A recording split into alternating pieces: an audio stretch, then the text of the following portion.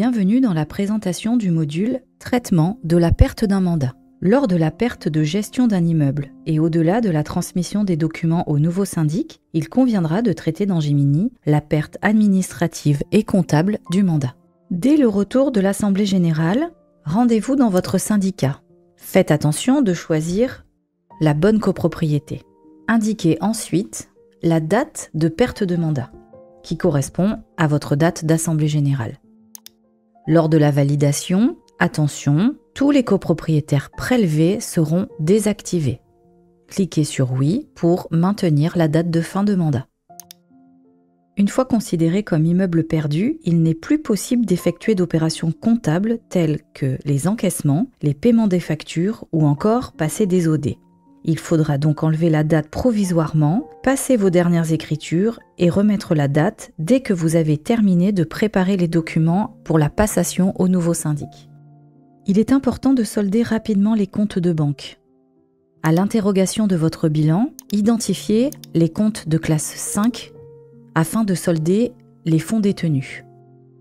Dans notre cas, sur cette copropriété, nous détenons 2 comptes de classe 5. Interrogeons les comptes et notons la date de dernière écriture. Dans ce compte, 31 octobre 2023 et dans le deuxième compte, 30 janvier 2024. Il conviendra donc de passer les écritures au moins un jour de plus que la dernière écriture, c'est-à-dire ici le 31 janvier 2024, afin de solder les 2 comptes de banque. Pour pouvoir passer les écritures, nous allons enlever provisoirement la date de perte de mandat. Puis, nous allons passer les OD, comme nous l'avons noté au 31 janvier 2024, pour notre immeuble 181.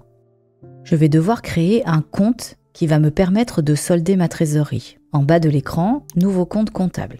Nous l'avons créé ici en compte 4178, qui est à la fois le compte de reprise mais aussi le compte de clôture de mandat. S'il n'est pas créé, prenez le temps de le créer et de valider pour pouvoir passer votre OD. J'ai saisi ici le montant des soldes de mes comptes 5 de trésorerie afin de les solder. Je valide mon OD. Maintenant, mon syndicat est soldé et les montants de banque ne remonteront plus dans la pointe de trésorerie à compter du 31 janvier 2024. Je peux remettre la date de l'immeuble perdu. Pour finaliser définitivement la clôture du mandat et mettre à zéro tous les comptes de la copropriété, nous allons passer par le menu copropriété, traitement comptable, clôture définitive de mandat. Indiquez le numéro de votre immeuble, puis la date de clôture. Celle-ci doit correspondre au moins à la date de dernière écriture comptable passée dans votre immeuble. Nous allons choisir le 31 janvier 2024. Vous pouvez remarquer que le compte 4178 a été indiqué automatiquement. Si vous n'avez pas créé ce compte en amont, lors de la validation de cette fenêtre, le logiciel vous proposera de le créer. Si vous le souhaitez, vous pouvez passer les événements liés à votre syndicat en terminé. Ici, tout est passé à oui. Mais par exemple, si vous voulez garder l'historique des interventions, vous pouvez cliquer non. À vous de faire votre choix. En cliquant sur le bouton « Valider », vous devez confirmer la clôture du mandat. Cette clôture définitive est une action irréversible.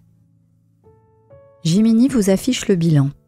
Je me rends compte ici que 2 écritures n'ont pas été soldées. En consultant le compte et en enlevant la date de clôture, je me rends compte que des écritures avaient été passées au-delà du 31 janvier 2024, soit au 1er avril 2024. Ce n'est pas très grave, la clôture est tout de même considérée comme terminée, mais à la date du 1er avril 2024.